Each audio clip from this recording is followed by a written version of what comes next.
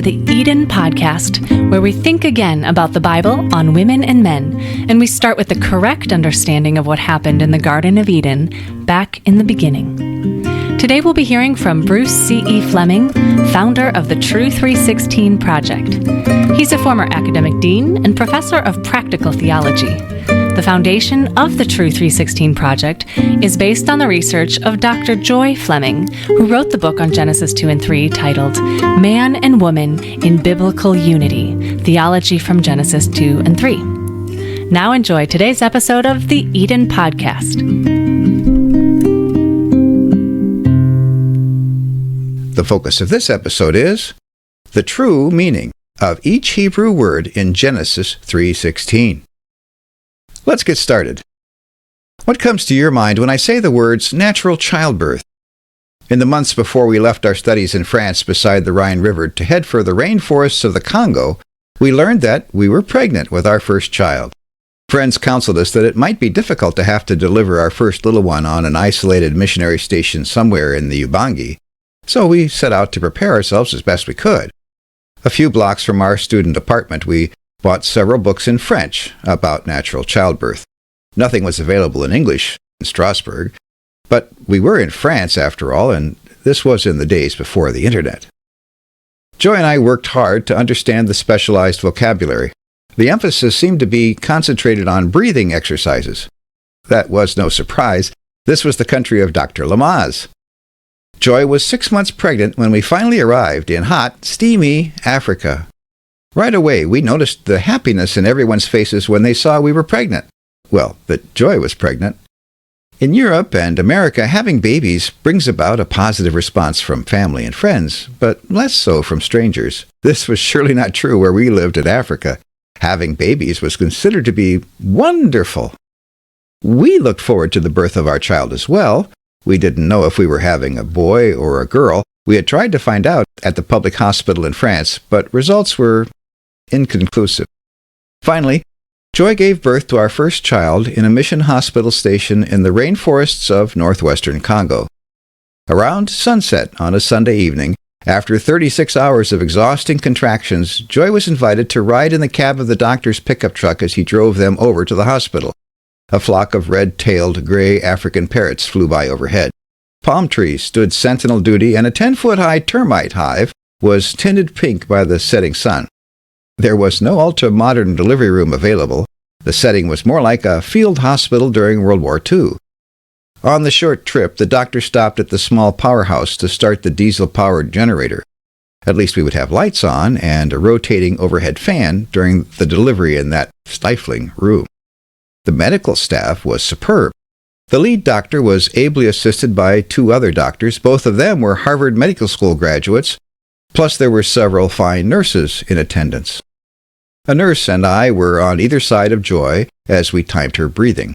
She received no medication of any kind. I admired her great effort, which was followed by exhaustion and exhilaration, as Joy gave birth to our wonderful baby girl, Christy. Was it a cursed experience? I asked Joy as we looked back on it the next morning. No, it wasn't, but it certainly required a lot of effort. Conception and pregnancy was intended to be a good and natural process when God created woman. Even after Satan's attack, their disobedience, and the beginning of living life in their now mortal bodies, the promise of future conception and pregnancy was a good and natural event. It remains a good and natural event. God does not change the woman's body as he speaks to her in Eden. Yet, modern translations make it appear that God somehow zaps the woman, changing her childbirth into a bad thing. To understand Genesis 3:16, we must recognize that in God's first words to the woman in the line 1 of Genesis 3:16, God didn't even touch on the subject of childbirth. 1. God spoke to her about shared sorrowful toil. The Hebrew word is itzabon, in field work. And 2, God spoke to her about conception or pregnancy. The Hebrew word is heron, and especially of the offspring who would bruise Satan's head. The way the words are put together in a chiasm in Genesis chapters 2 and 3 carries meaning. And the way verses 15 through 17 are linked together in a linchpin construction by the 2 key words in line 1 of Genesis 3:16 brings meaning. But the meaning of each word itself is also very important.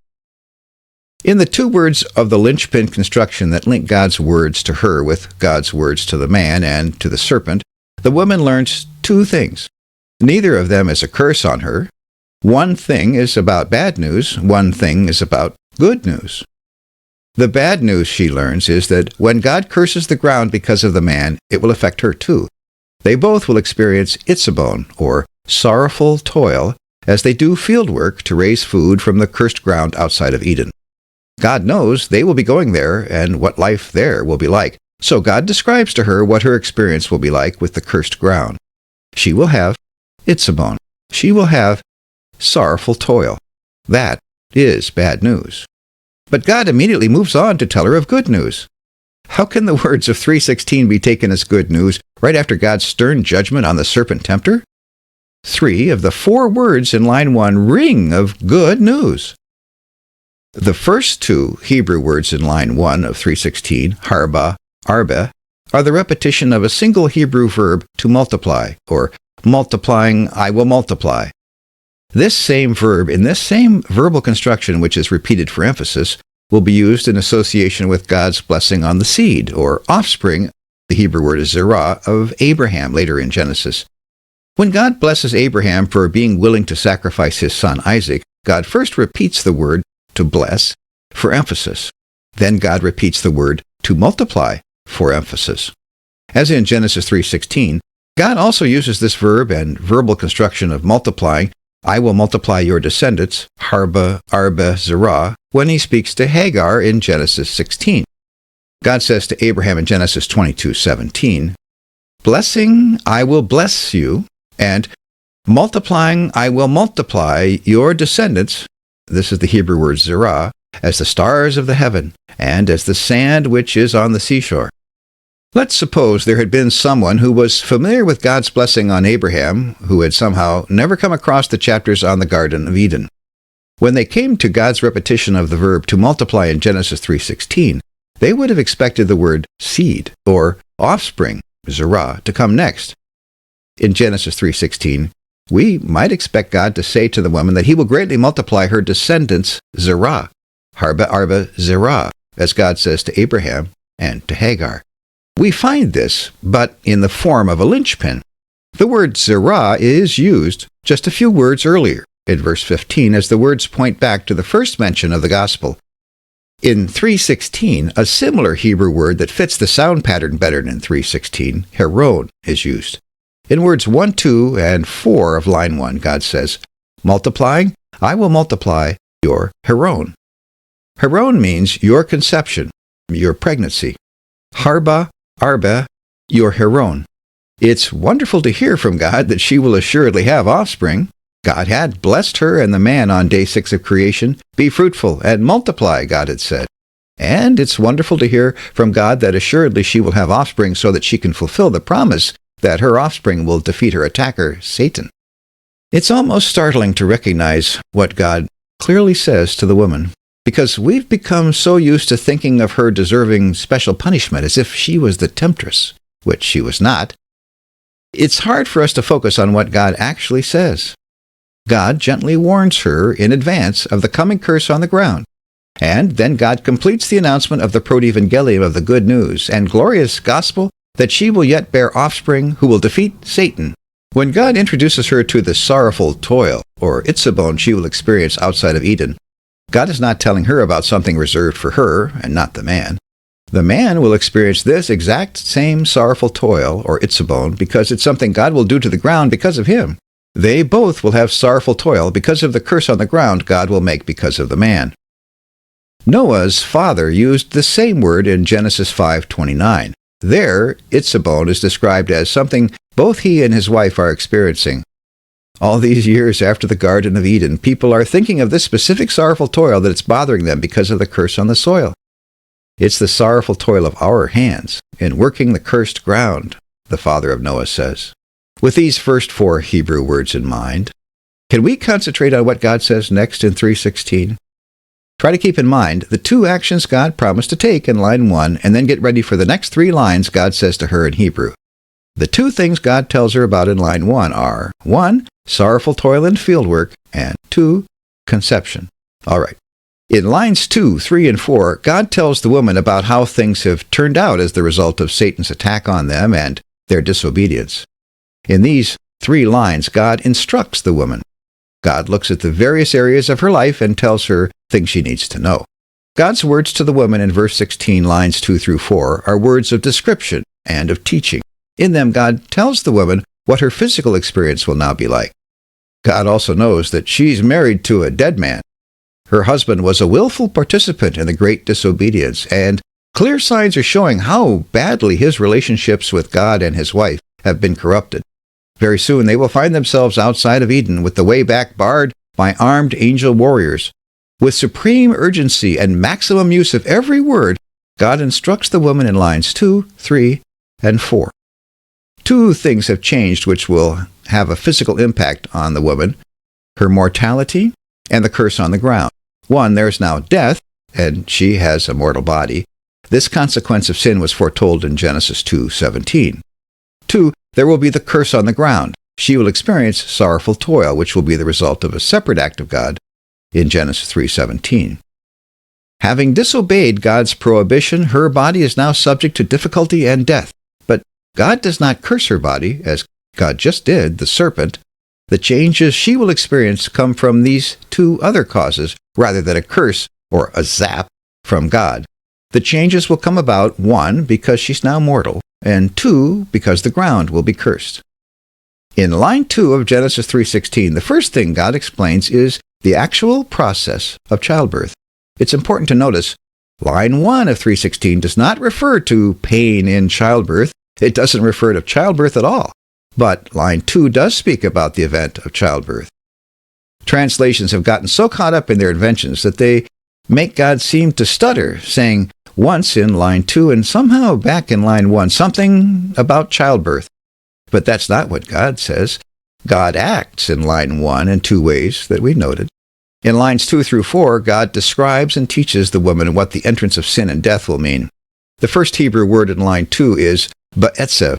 It means with effort or with work. This word is used elsewhere in the Old Testament. Elsewhere, etzev never describes anything to do with childbirth, although it does here. Let me illustrate. Deep winter in Minnesota, where we live now, brings snowdrifts in one's driveway or even across the road. It's not too unusual for someone to get stuck in a snowdrift several feet high. When that happens, it's sometimes necessary to get help getting pushed out. Those who do the pushing have to strive mightily to help the driver get enough traction and momentum to move the car out of the drift. The work can be painful, as it takes great effort to push the car out. This is what is meant by Hebrew word number 5 in Genesis 3:16, with effort. In this way, with effort, the woman will bring children into the world. God is telling the woman that now that she has a mortal body, she should not think that she's dying when she feels the contractions of labor.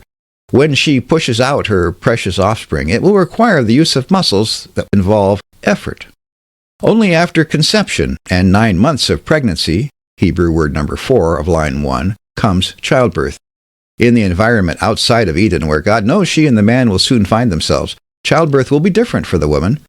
She will give birth with a mortal body subject to difficulty and even death. We had one more childbirth in our little family unit. 7 years after Christy's birth, we had just returned from Africa and were in Minnesota when it came time for Mark to be born. This time, Joy asked in advance if she might have an anesthetic, only if and when she needed it. The staff assured her that would be just fine. She waited until that moment did arrive and asked for an anesthetic. "Oh, it's too late to ask for that now," she was told. "You should have asked for that earlier in the process. Taking anything this close to the delivery is not possible now." And so, once in a jungle hospital and once in a Western hospital, she experienced very natural childbirth. She gave birth through her own intense effort and with God's help. When God explains this sort of childbirth to the first mother-to-be in line 2, God describes it to her in such a way that she will understand what is happening without the benefit of having watched any other human mother give birth before. Line 2 in Genesis 3:16 is extraordinarily sensitive, clinical, and respectful. Effort, hard physical work requiring endurance, is going to be her experience in childbirth. She will bring life into the world with etzev. This description of how the first woman will experience birth with her mortal body contrasts greatly with what God tells the man when God addresses him. God tells him about death. His mortal body will die. It will return to the dust from which God made it. In both cases, God teaches the first couple what to expect, giving them insight into the implications of their mortality as mortal human beings. The rest of line 2 rushes to an additional piece of information that God reveals to the woman. She can still fulfill God's creation mandate from day 6 recorded in Genesis 1 to be fruitful and multiply. She will bear more than one child. The plural word is used. She will have children. Thus far, God has used a collective singular word in line 1 of 3:16 and in 3:15 that can mean just one, or possibly a number of. The offspring, zerah, and the pregnancy, heron, referred to in 3:15 and line 1 of 3:16 might have meant she would have just one child. But at the end of line 2 in 3:16, God uses the word banim. It is the plural word for children. After her firstborn child, she will bear more. She'll have at least 2 children for sure, and likely more, as God's blessing is worked out and she bears children who will fill the earth. In line 3, God looks into her heart. God instructs her on the state of her heart and contrasts it with the state of her husband's heart. How much has changed for her in the paradise she lives in? Patiently, lovingly, God instructs her on the state of her heart. Her affection is still for her husband. This is implied in just 2 Hebrew words. One is your desire, the Hebrew word is teshuka, and the other Hebrew word is to your husband. No verb is used here. When this happens in Hebrew, the verb to be or is typically inserted in English. Her desire is. What kind of desire is this? There's every reason to assume this is a healthy desire, as she had before the attack. And God says her desire is still the same. Some have attempted to compare her desire in 3:16 to another desire depicted in the word picture in Genesis 4:7. But the verse in 4:7 is outside of the tightly constructed chiasm of which 3:16 is a part. It's outside of the passage of 2:4 to 3:24. The desire mentioned in Genesis 4 is only part of the next passage. What we learn from that occurrence is that the word desire, teshuka, is not necessarily a term reserved for human affection because it's used in a non-sexual way in the account of Cain and Abel. The word teshuka is used only one other time in the Old Testament. It is helpful for our understanding because it describes another human. In Song of Solomon 7:10, teshuka is used to describe Solomon. His lover refers to Solomon's desire. In these words, I am my beloved's, and his desire is toward me. There's no negative connotation to desire for his lover. The word desire is not used for the man when God refers to him in line 4 of Genesis 3:16. God's evaluation of the woman's heart will serve as a measuring point when the state of the man's heart is compared to the loving desire of his wife. It's not so easy for modern readers to simply recognize her desire as affection. This is because many people for 700 years and more have identified her as a shameless temptress, a ravening beast who led the man to his death and deserved a curse. If that were truly the case, then in line 3 of 3:16, we could expect God to talk about how terrible her heart has become. Theologians have actually taught this. H.C. Leupold said the woman had a morbid yearning. He and others have even said that she was a nymphomaniac. Listen to the confusion that the following translations reveal when it comes to line 3 in 3:16. Many translations assume her desire was somehow bad. They can't agree on what way her desire was bad, but they freely invent interpretations of the meaning of desire.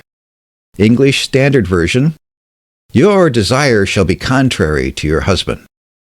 New Living Translation, you will desire to control your husband. International Standard Version, since your trust is turning toward your husband. Net Bible, you will want to control your husband. God's Word Translation, yet you will long for your husband. Brenton Septuagint Translation, and thy submission shall be to thy husband. Douay Bible, and thou shalt be under thy husband's power. Where did all these ideas come from?